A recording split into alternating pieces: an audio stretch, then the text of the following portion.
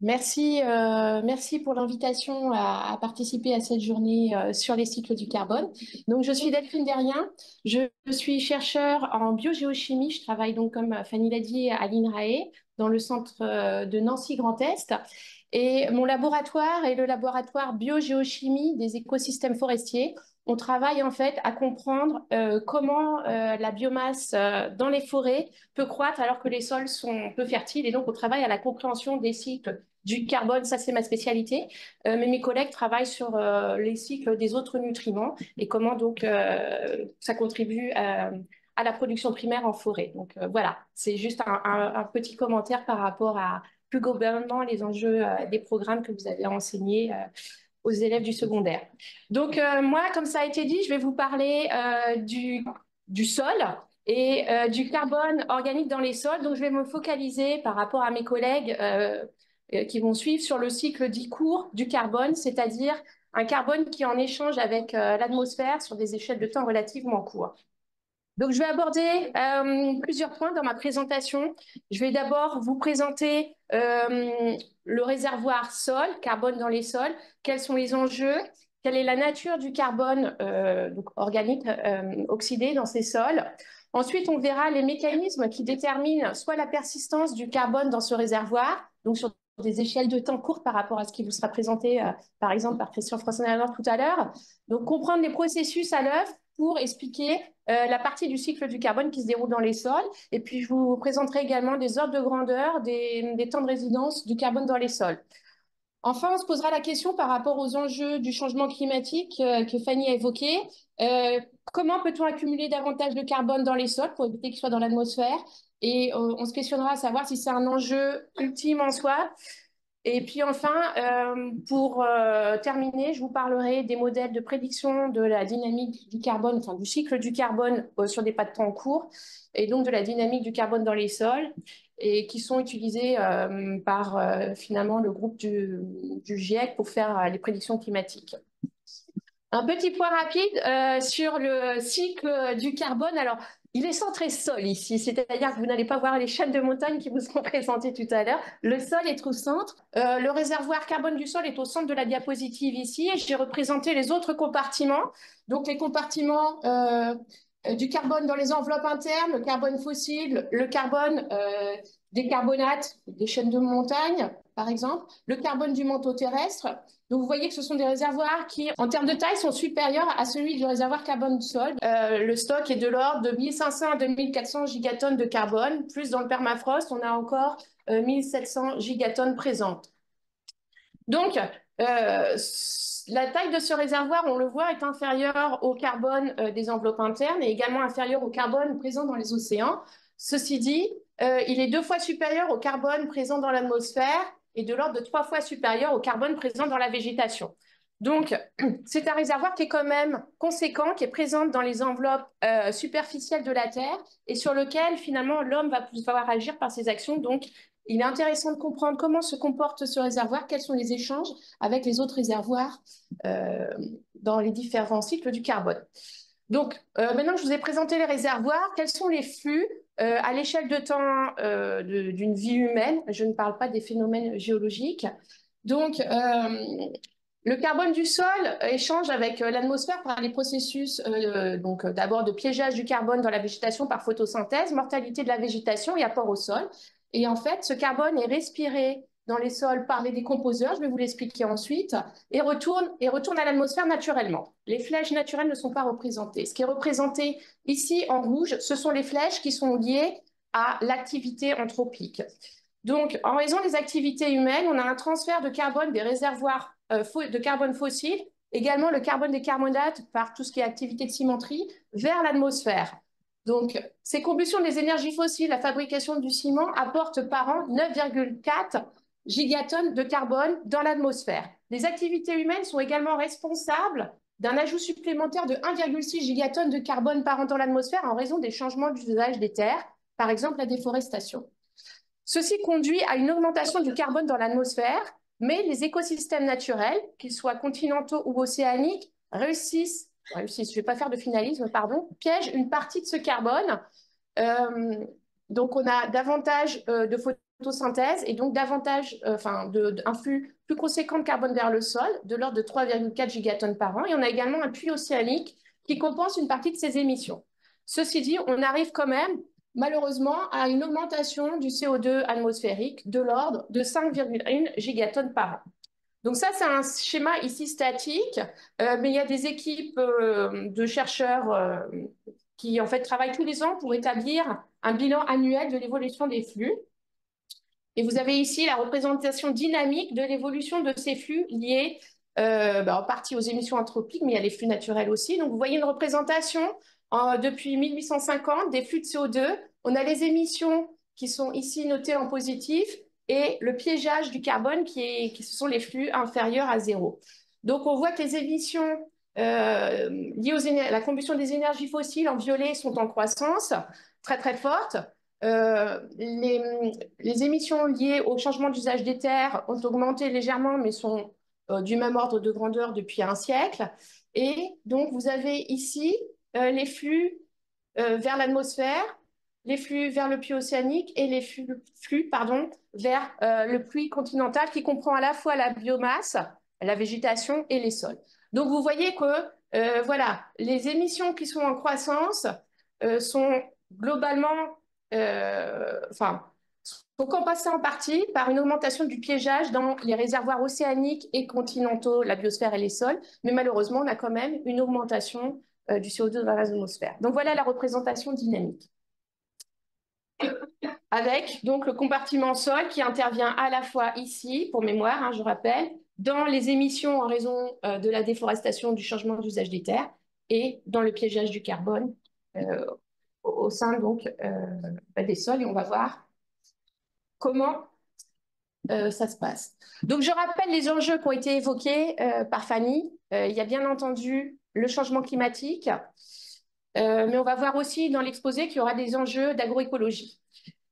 Donc, je vous présente ici le rapport spécial du GIEC, donc du Groupement international des experts sur le climat, voilà, qui est paru en 2019.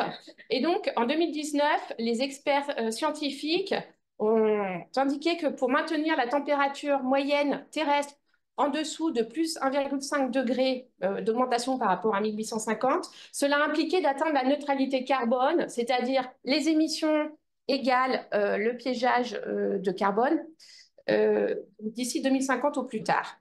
Donc, deux volants pour arriver à la neutralité carbone. Le principal, réduire les émissions de gaz à effet de serre et donc en particulier de CO2 qui sont liées, on l'a vu, aux combustibles fossiles, mais aussi donc par rapport au sol, aux problématiques de déforestation et de mauvaise gestion des terres.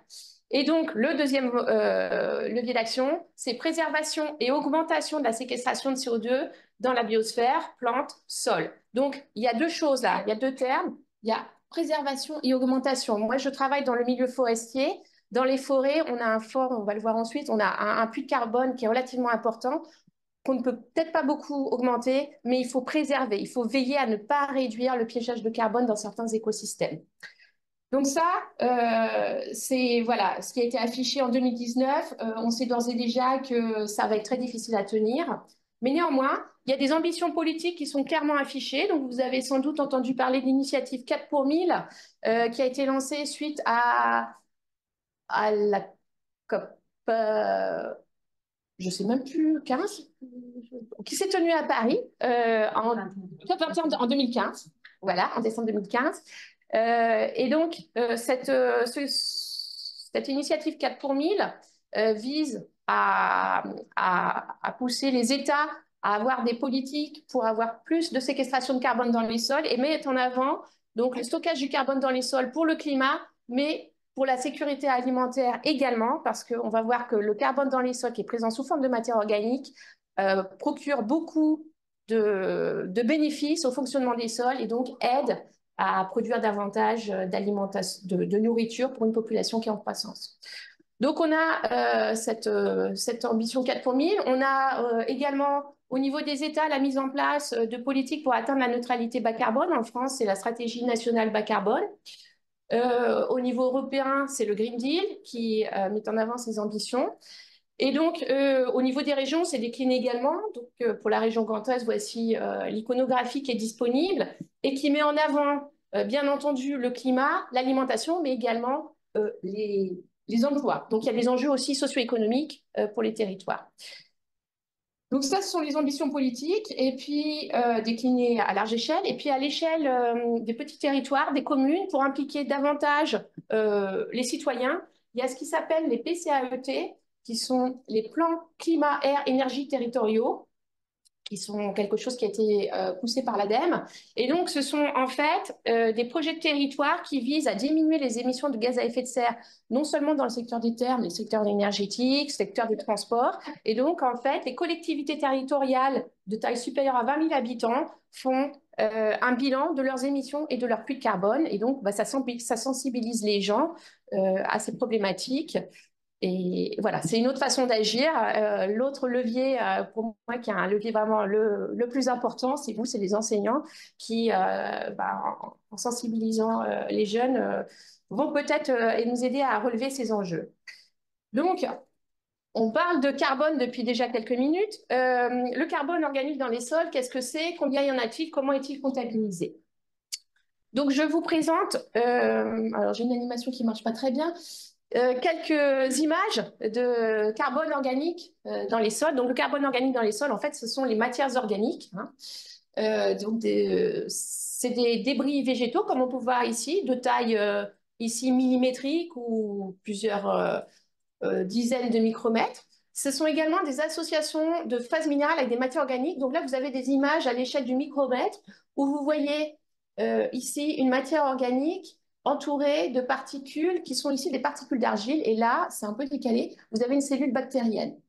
Vous avez une autre image d'association organominérale à échelle encore un tout petit peu plus petite. Vous avez ici un grain de feldspath qui est entouré ici en marron d'une fine couche de matière organique. Donc on a soit des choses qui sont agrégées de la matière organique avec des argiles agrégées autour, soit un fin manteau qui recouvre les minéraux.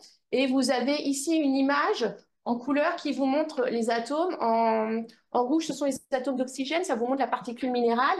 En bleu, c'est le carbone et en vert, c'est l'azote. Et vous pouvez voir qu'en fait, sur la particule minérale, on a des petits patchs de matière organique. Toute la surface minérale n'est pas recouverte. Alors, cette matière organique, voilà à l'échelle micrométrique ou plurinamicrométrique ce que ça donne. À l'échelle moléculaire, c'est une diversité de formes également. On a donc différentes molécules, les sucres ici, les dérivés de la lignine, des composés sucraminés, des composés aliphatiques, on a des protéines, etc. Donc, on a une diversité de formes qui donc contiennent toutes au moins un atome de carbone et un atome d'hydrogène. On est dans la partie du cycle du carbone où le carbone est sous forme réduite. Et ces molécules dans les sols ont différentes origines, végétales, animales, microbiennes. Et nous, dans notre communauté scientifique, on travaille en ce moment à déterminer les parts relatives de chacune de ces sources parce qu'on pense que les composés microbiens, enfin actuellement la théorie est que les composés dérivés des microbes vont rester plus longtemps dans les sols. Bon, globalement, on peut dire c'est 50%, 50% végétal, microbien. Alors, vous avez certainement entendu parler des substances humiques, et vous les enseignez peut-être encore d'ailleurs, qui étaient présentées comme une des formes persistantes dans les sols du carbone, des matières organiques. En fait, ce concept a été totalement révoqué il y a une dizaine d'années. La science, donc, ce sont des théories qui sont valables à un moment donné, et puis les progrès techniques font que on découvre quelque chose et que ça remet en cause les théories existantes. C'est ce qui s'est passé pour les substances humiques il y a 10 ans à peu près. En fait, le développement des technologies synchrotrons, donc les synchrotrons, ce sont des grands appareils où on accélère la matière et on peut ainsi, en faisant taper, alors je vais me tromper sur les particules, je pense que ce sont des électrons, mais je me trompe peut-être, on accélère les électrons, ils viennent taper sur la matière et ils ont une très très grande vitesse et ça permet vraiment de déterminer la structure fine à l'échelle de l'angstrom de la matière. Et de l'angstrom ou de quelques angstroms.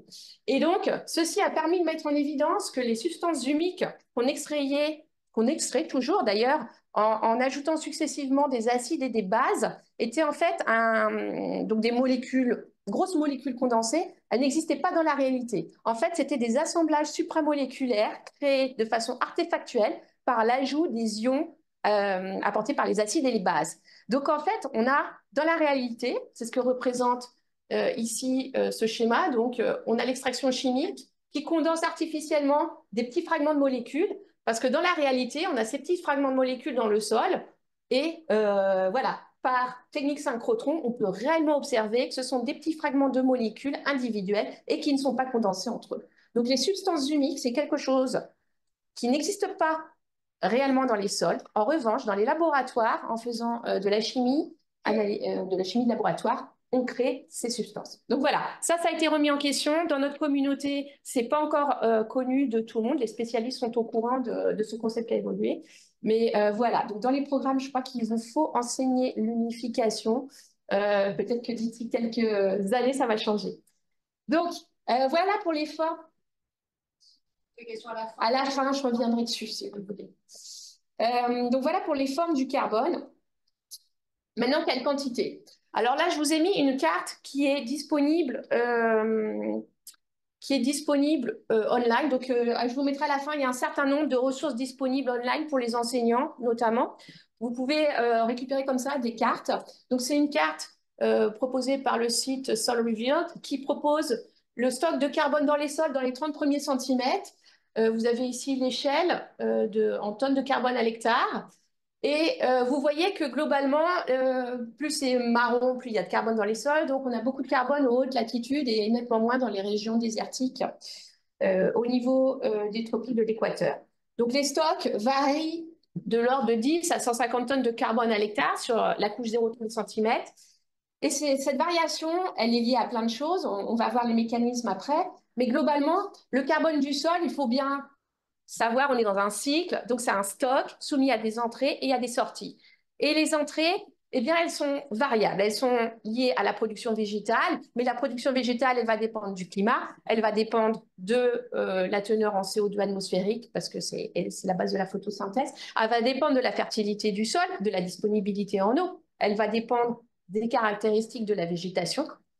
Et puis, les entrées de carbone dans les sols dépendent de la production primaire, mais elles dépendent aussi de l'action humaine et du prélèvement de la biomasse pour l'alimentation, pour la ressource bois, etc. Donc, les entrées sont très variables, ce qui peut expliquer ces stocks variables, mais les sorties sont également très variables à l'échelle planétaire. Les sorties, on va le voir, elles sont liées à l'activité des décomposeurs, et cette activité, elle est fonction du climat. C'est un phénomène d'oxydation de composés réduits, de molécules réduites, donc elle est fonction de la disponibilité en oxygène, du type de sol, de la roche-mère. On va voir comment les types de sols différents protègent différemment les matières organiques, de la nature moléculaire et particulière de la matière organique, des caractéristiques des décomposeurs, du relief, parce qu'il peut y avoir des pertes par érosion, des feux, etc. On va détailler un certain nombre de ces paramètres par la suite. Alors, focalisons-nous sur la France. Sur la France, quels sont les ordres de grandeur de carbone stockés dans les sols français? Donc ça, c'est une iconographie proposée par l'ADEME en 2014 qui permet d'avoir les ordres de grandeur. Donc on a sur les 30 premiers centimètres, dans les sols forestiers, environ 80 tonnes de carbone à l'hectare. C'est à peu près la même quantité sous prairie.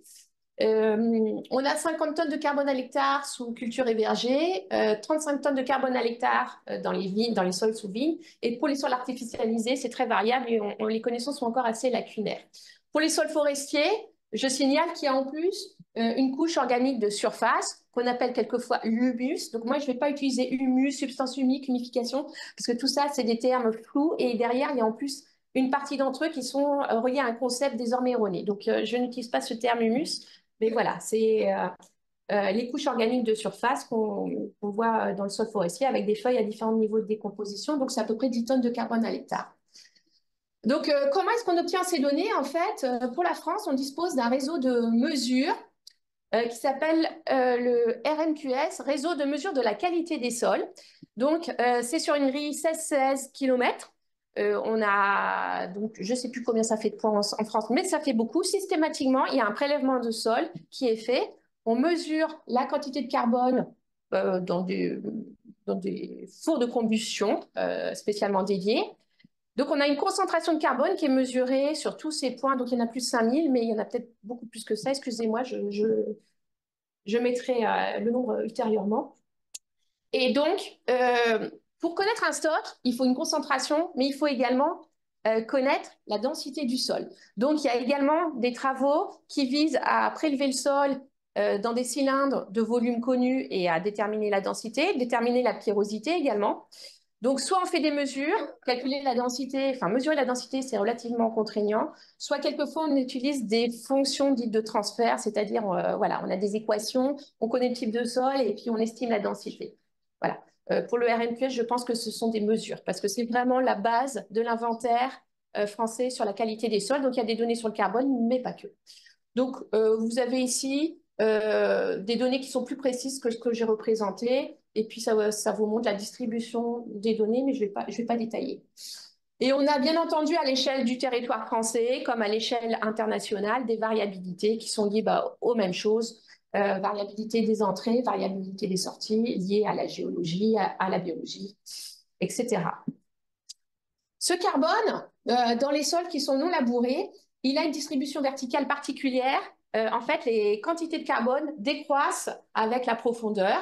Prenons les sols forestiers, par exemple. Vous avez ici la quantité totale, la proportion du carbone, en fait. Le total fait 1. Comment il est distribué sur Y en fonction de la profondeur. Donc, vous avez ici sur 0,20 cm pour les sols forestiers, 50% du stock, en fait, qui se trouve sur 0,20 cm. Et 7% du stock, par exemple, qui se trouve entre 80 cm et 1 mètre de profondeur. Donc voilà, une quantité de carbone décroissante avec la profondeur. Donc on a déjà vu, le carbone dans les sols, c'est un stock soumis à des entrées et des sorties. Les entrées sont les apports de litière végétale par chute de litière aérienne et des apports souterrains par décomposition des racines. Ces apports de la végétation sont prélevés par les décomposeurs, donc il peut s'agir de macrophones, mésophones, de champignons, de bactéries. Ces décomposeurs assimilent cette matière organique et en respirent une partie sous forme de CO2. La matière organique qu'ils ont assimilée, à leur mort, ils vont la restituer au sol sous forme de matière organique de nécromasse microbienne. Voilà. Et cette nécromasse microbienne va être de nouveau réutilisée par des décomposeurs. Donc on a donc ici au sein du sol un petit cycle du carbone, un recyclage de la matière organique qui opère en continu de par l'activité des décomposeurs. Donc cette activité des décomposeurs, dans le détail, vous vous souvenez des gros fragments, les débris végétaux, ils sont fragmentés par la mésofaune en plus petits fragments. Les micro-organismes des sols, eux, sécrètent des enzymes qui vont dépolymériser les polymères de lignocellulose, par exemple. Ça va être ensuite prélevé, donc minéralisé, c'est-à-dire oxydé sous forme de CO2.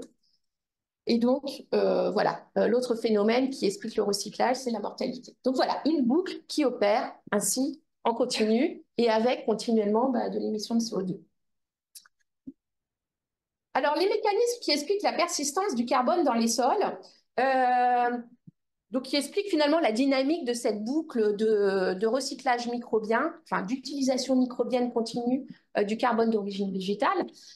Les théories qui expliquent la vitesse de décomposition plus ou moins rapide, donc la persistance, hein, c'est le pendant de la décomposition.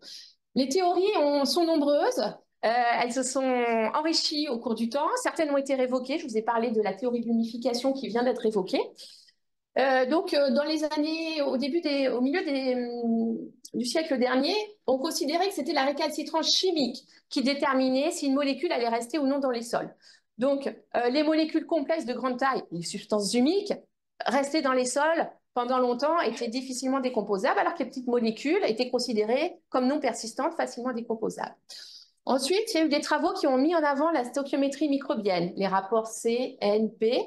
Donc, les composés enrichis en azote, c'est-à-dire avec un rapport C sur N faible, sont décomposés d'après cette théorie rapidement. Ceux avec un C sur N élevé, comme la lignine, qui n'a pas d'azote, persistent longtemps dans les sols.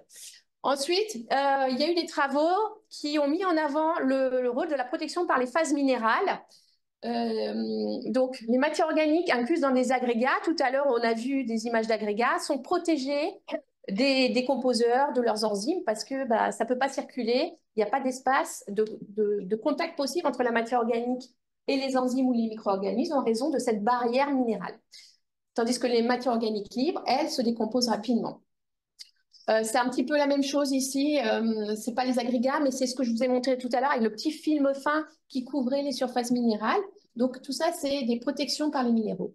Et puis plus récemment, avec le développement de toutes les techniques d'études du microbiome, les omics, on dit dans notre jargon, donc l'analyse ADN, ARN, protéines, etc. Il y a un focus sur les transformations microbiennes. Donc, je vous ai dit tout à l'heure qu'on considérait actuellement que les molécules dérivées des microbes étaient davantage protégées que les molécules dérivées des plantes en raison de leur réactivité chimique, en fait, c'est de la chimie organique, ça. Et puis, on travaille aussi également à expliquer la persistance en raison de l'énergie que les micro-organismes vont retirer ou non de l'utilisation d'un substrat. Donc voilà, les théories évoluent, elles s'enrichissent mutuellement en général, elles sont en général pas exclusives. Donc, je vais vous présenter rapidement euh, trois phénomènes, très rapidement peut-être. Parler de la protection physique, je voudrais vous montrer ici une image de sol. Donc, c'est une image, une reproduction en impression 3D de la structure d'un sol. Et vous pouvez vous rendre compte qu'un sol, ben, c'est pas une structure pleine. Je ne sais pas pourquoi ça me fait ça, excusez-moi. C'est rarement une structure compacte, pleine. C'est souvent une structure avec beaucoup de vide. Donc, il y a les phases minérales et puis il y a du vide qui crée un réseau de porosité dans lequel la solution du sol va circuler, les micro-organismes décomposeurs vont se placer, les matières organiques aussi. Et en fait, la décomposition, elle va avoir lieu quand il y aura un contact physique entre les matières organiques qui sont dans ce vide, qui ne devient plus un vide en fait, et les décomposeurs ou leurs enzymes, tout ça, ça circule dans la solution du sol. Donc pour que la décomposition se fasse, il faut que dans cette porosité, il y ait une solution de sol, de l'eau, et qu'il y ait des enzymes qui circulent. Donc voilà, le niveau de porosité, le niveau de contact va être déterminant dans la décomposition de la matière organique. La porosité crée aussi des micro-environnements avec des conditions de pH favorables ou non à l'activité des décomposeurs. Je vais passer. On a ici aussi un contrôle biologique de la décomposition des matières organiques dans les sols. Je parle des sols forestiers qui sont très enrichis en composés lignocellulosiques. Hein. Le bois est formé de lignine, beaucoup de lignine, contrairement à la végétation de culture. Et donc la lignine, qui est représentée en rouge ici, forme un réseau qui empêche les enzymes d'attaquer la cellulose. Or, c'est la cellulose qui fournit l'énergie aux décomposeurs. Donc, c'est complexe. En général, voilà, les composés lignocellulaires, la lignine est considérée comme peu facile à décomposer. Or, il se trouve qu'en forêt, en raison notamment des conditions de pH, vous avez ici un graphique qui vous présente les abondances relatives champignons-bactéries. Vous voyez qu'en forêt, vous avez plus de champignons par rapport aux bactéries que dans les cultures. Or, il se trouve que les champignons forestiers ont la capacité de décomposer la lignine. Ce sont les champignons qu'on voit ici quand on marche dans le sous-bois, c'est les pourritures brunes et les pourritures blanches, on les appelle en raison de leur couleur. Ce sont des champignons qui, ici vous voyez du bois en fait, mais c'est un bois colonisé par un champignon. En fait, c'est un champignon. On ne le voit pas, mais voilà, c'est un champignon. Il s'appelle pourriture brune. Et ce que vous voyez ici, vous voyez que le bois, il est tout morcelé sous forme cubique. En fait, la cellulose, la lignine a été attaquée, cassée par morceaux par ce champignon, et la cellulose a été retirée, et du coup, bah, on n'a plus l'aspect compact. Ici, c'est la pourriture blanche. Vous voyez des fibres ici, ce sont les fibres de cellulose. Le bois n'est plus marron. Le marron, c'est les cycles, les composés cycliques en fait qui donnent la couleur marron. Il n'y a plus de composés cycliques, donc il n'y a plus de lignine. Les champignons pourriture blanche ici a attaqué la lignine et la cellulose devient disponible pour ce champignon et puis pour d'autres champignons qui vont aussi aller se saisir de ce substrat énergétique. Donc voilà, finalement, dans les sols forestiers, on a beaucoup de lignocellulose qui pourrait être considérée comme difficile à décomposer, mais finalement, les communautés de décomposeurs se sont adaptées au milieu et ont les enzymes qui permettent de décomposer ce substrat a priori complexe. Alors, maintenant qu'on a vu les mécanismes, je vais vous présenter juste quantitativement les ordres de grandeur de la durée de séquestration de carbone dans les sols. Donc, on pourra revenir sur la méthodologie si vous souhaitez en question. C'est un travail d'analyse de la littérature qui a été menée et on a pu ainsi déterminer l'âge moyen du carbone dans les sols en fonction de la profondeur. Alors, ce qui est écrit ici, c'est la distribution des âges. Si on veut l'âge moyen, on se place ici sur la ligne, sur le point 50% et on descend la ligne, d'accord? Donc, en fait, et c'est un graphique pour qui a été obtenu pour la région tropicale. En fait, l'âge moyen ici du carbone à 0 cm sous les tropiques, il est compris, alors excusez-moi, là, toute la zone, l'air verte, ça veut dire que le carbone a moins de 3 ans. Tout ce qui est de ce côté-ci de la courbe orange, en fait, à partir du orange, ça veut dire que le carbone a moins de 300 ans. D'accord? Donc, si on se place ici, à 50% à 0 cm, en fait, l'âge moyen du carbone, il est inférieur à 10 ans. En fait, il est de 7 ans, précisément. Si on se place à 1 mètre de profondeur, ici, l'âge moyen du carbone, vous voyez, il est entre 3000 et 1000 ans. En fait, il est de 1250 ans. Donc, sous les tropiques, l'ordre de grandeur qu'il faut retenir pour la durée de stockage moyenne du carbone dans les sols, voilà, une dizaine d'années en surface, un millénaire à 1 mètre de profondeur. Dans les régions tempérées, ça tourne, ça se recycle plus lentement, et dans les régions boréales, encore plus lentement. Alors, comment stocker davantage de carbone dans les sols? Il faut que j'accélère. Et alors, c'est mis, peut-on le prédire? Non, c'est est-ce vraiment une fin en soi? Donc, comment stocker davantage de carbone dans les sols pour essayer voilà, de piéger davantage de CO2 depuis l'atmosphère? Je vous remets ce graphique. En fait, une façon simple, entre guillemets, c'est de mettre tous les écosystèmes en forêt ou en prairie, parce que vous voyez qu'il y a plus de carbone sous forêt et sous prairie. Bon, faut pas oublier qu'il faut nourrir la planète, donc c'est pas la solution. On a aussi moyen, enfin c'est une des solutions, hein, mais il faut aussi travailler à identifier des pratiques agricoles, sylvicoles, pastorales, qui sont favorables au stockage de carbone. Les effets seront moindres qu'un changement d'usage, mais on aura quand même davantage de carbone stocké. Et je vous ai proposé ici un graphique qui vient d'être publié, qui a fait une analyse de la littérature sur l'impact des pratiques. Par exemple, ici, l'épandage de charbon permet en moyenne de faire plus 70% de carbone dans les sols. L'agroforesterie, c'est pas bien mis. L'agroforesterie est ici, pardon. On a en moyenne plus 25% de carbone stocké dans les sols. Vous avez donc un certain nombre de pratiques qui sont identifiées ici, l'absence de labour, le retour des résidus de culture, etc. Donc, la communauté scientifique a ainsi identifié des pratiques agricoles, sylvicoles qui permettent de stocker davantage de carbone. Mais pour que ce soit efficace, en fait, ici, ce qui manque, c'est la temporalité. Hein, on est dans un cycle du carbone, ça se déroule dans le temps. Et là, dans l'analyse qui a été faite, on ne précise pas l'horizon temporel. En fait, pour qu'une pratique stocke du carbone, il faut la maintenir dans le temps. Et le stockage, il va prendre du temps. Ce qui se passe quand on applique une pratique, donc ici, c'est l'épandage de fumier qui a été réalisé pendant 160 ans sur un dispositif, une ferme expérimentale en Angleterre, qui est très connue de la communauté scientifique. Et vous voyez que donc ils ont apporté 35 tonnes de carbone à l'hectare de fumier, ce qui est énorme pendant toutes ces années. Et vous voyez que le stock de carbone, initialement à 40 tonnes de carbone à l'hectare, arrive désormais à l'ordre de 90 tonnes de carbone à l'hectare, mais vous voyez que l'accumulation, elle se ralentit au cours du temps. Donc en fait, stocker davantage de carbone, ça prend du temps et c'est un processus qui va tendre vers un nouvel équilibre. Donc je crois qu'il y a ça dans les programmes, la notion d'équilibre. On était dans un équilibre avec une ferme qui était conduite de façon, avec collecte des récoltes de culture, de façon classique. Elle était dans un premier équilibre. On perturbe l'équilibre en apportant du fumier et on atteint, après 150 ans, un nouvel équilibre qui permet de stocker davantage de carbone.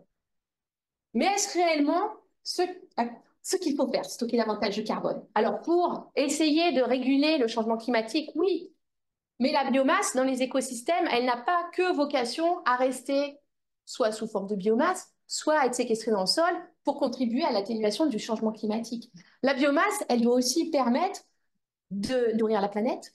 Et puis, compte tenu des enjeux pour éviter d'utiliser les énergies fossiles, la biomasse est également récoltée pour faire du matériau biosourcé, donc par exemple dans le monde forestier pour faire des charpentes, des maisons en bois, également des biomolécules pharmaceutiques, ou dans le monde forestier toujours, pour remplacer les énergies fossiles, et donc on fait du pellet en bois.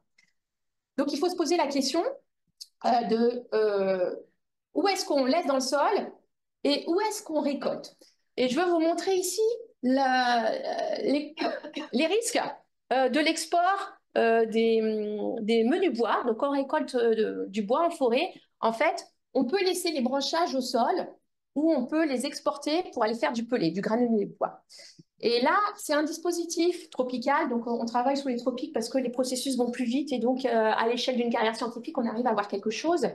Donc c'est une plantation d'eucalyptus dans laquelle, donc les deux parcelles, vous voyez, sont côte à côte, hein. On a des eucalyptus ici, alors qui ont peut-être, je ne sais pas vous dire, mais ils ont quelques années, sans doute 2 ans, 3 ans. Et vous avez ici la parcelle ici où on a laissé le menu bois après la collecte de l'eucalyptus, la plantation précédente. On collecte à 7 ans de croissance. Et ici, on a tout récolté. Donc, les deux plantations ont le même âge. Vous voyez, c'est clair et net. Les eucalyptus à droite, où on a laissé les menus bois, sont en bien meilleure forme. On poussait bien plus vite que ceux où on a tout récolté. Vous avez ici la correspondance graphique. Alors, on ne voit pas très bien. Ce qui nous intéresse, c'est le rouge, l'export de menus bois, versus le noir, le contrôle. Donc, vous voyez l'âge de la parcelle ici qui est reporté en abscisse et le volume de bois produit en ordonnée. Vous voyez pas bien du coup, mais prenons ici, on a quasiment le triple de volume de bois produit quand on a laissé les menus bois par rapport à la modalité où on les a exportés. Pourquoi ça? Parce qu'on a parlé de matière organique et de carbone. Mais les matières organiques, ce n'est pas que du carbone. Il y a également beaucoup d'éléments nutritifs.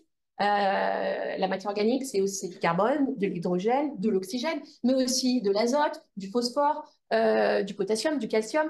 Bref, il y a plein d'autres nutriments qui sont dans les matières organiques. Et quand les matières organiques se décomposent, ces nutriments vont peu à peu être décomposés et libérés également. Et en fait, il se trouve, je ne vais pas décrire ça, il se trouve qu'il y a des sols, enfin, qu'il y a des nutriments pour lesquels le recyclage de la litière végétale est très important, en particulier l'azote, le potassium. C'est très important. Il y a d'autres sources d'azote, de potassium, de calcium dans l'écosystème qui peuvent être les dépôts atmosphériques et l'altération des roches, par exemple. Mais le recyclage des éléments nutritifs de la litière est très important pour certains éléments. Et en fait, mes collègues au laboratoire sur la base de la fertilité des sols, ont réalisé une carte de la sensibilité des sols à l'export des menus bois. Parce que si on sort les menus bois du système, on sort les nutriments, on sort la fertilité sur des sols forestiers qui de base sont pauvres. Donc, cette carte est diffusée aux forestiers pour leur dire dans les zones rouges, attention, laissez les menus bois au sol, n'exportez pas, sinon vous allez appauvrir les écosystèmes.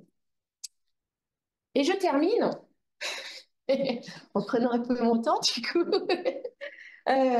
Pour vous dire, voilà, je vous ai présenté nos connaissances en l'état actuel. Vous avez bien vu que ça évolue.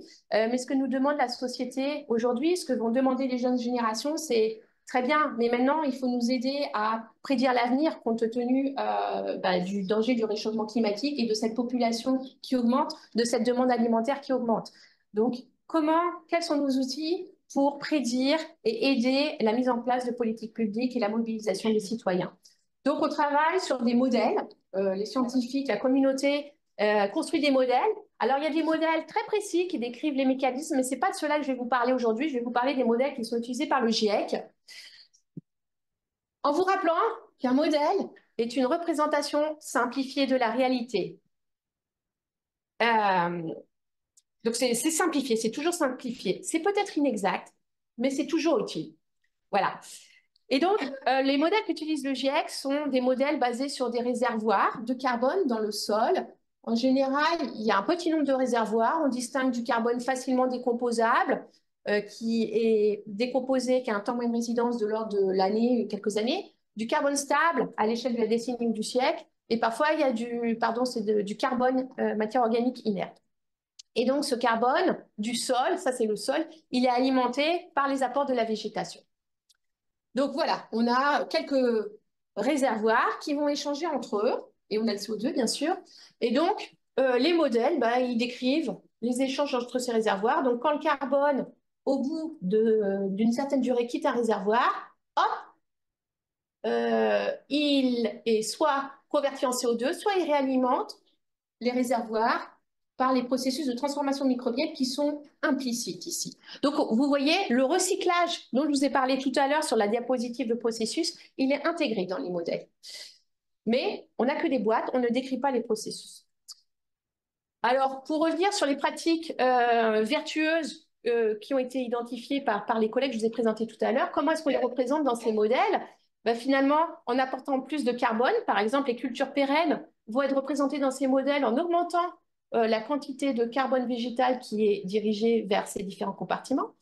En apportant du carbone dans la boîte inerte, c'est le cas de l'épandage de charbon, ou en ralentissant, en allongeant finalement le temps moyen de résidence dans ces compartiments, par exemple en procédant à du non-labour. Enfin, c'est ce qu'on pense pour les horizons de surface.